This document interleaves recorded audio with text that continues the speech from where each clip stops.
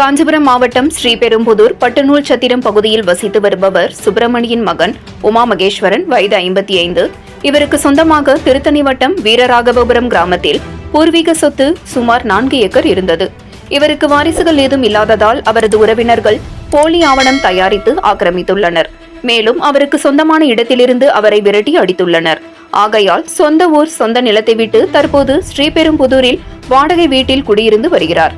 இந்த நிலையில் கணவர், மனைவி இருவரும் திங்கட்கிழமை திருவள்ளூர் மாவட்ட ஆட்சியர் அலுவலகம் வந்து அங்கு இருந்த அதிகாரிகளை சந்தித்து புகார் மனு ஒன்றை அளித்தனர். அந்த மனுவில் தங்களுக்கு சொந்தமான பூர்வீக சொத்தை உறவினர்கள் சிலர் போலி ஆவணம் மூலம் ஆக்கிரமித்து பட்டா பெற்றுள்ளனர். ஆகையால் மாவட்ட ஆட்சியர் அந்த ஆவணங்கள் மற்றும் பட்டாவை ஆய்வு செய்து இதை ரத்து செய்து எங்களது நிலத்தை மீட்டுத்தர வேண்டும் என கூறியிருந்தனர். இதுகுறித்து உரிய நடவடிக்கை எடுப்பதாக அதிகாரிகள் உறுதியளித்ததை தொடர்ந்து அங்கிருந்து சென்றனர்.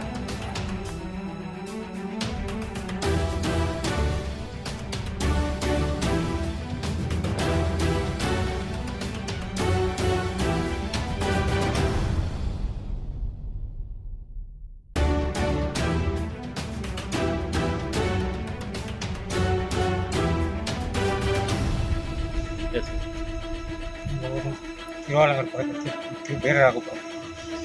இது சொத்து எங்கள் அப்பா எனக்கு 99 எழுதி விட்டார்.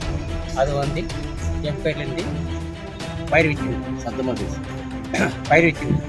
அப்போது என் அண்ணன் பிள்ளை ராஜேஷன் ரயில்வே வேலை, அவன் எனக்கு தெரியாமல் அவன் மேலே பட்டா பண்ணின்னு என்னை பயிர் வைக்காமல் போர்ச்சர் பண்ணுறான்.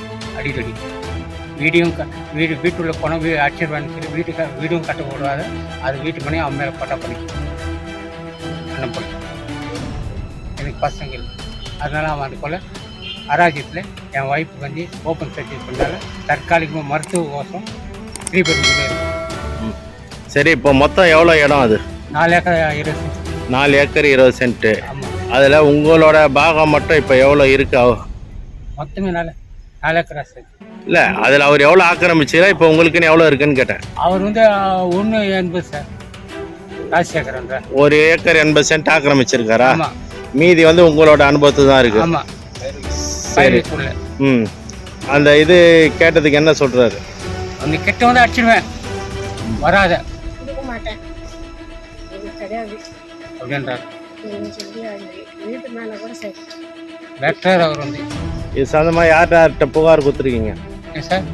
தாலுக்கா வட்டாட்சியர் கையில் கொடுத்தோம், முதலமைச்சர் மனு கொடுத்தோம், கலெக்டர் மனு கொடுத்தோம், எல்லாரும் கையில் கொடுத்தோம்.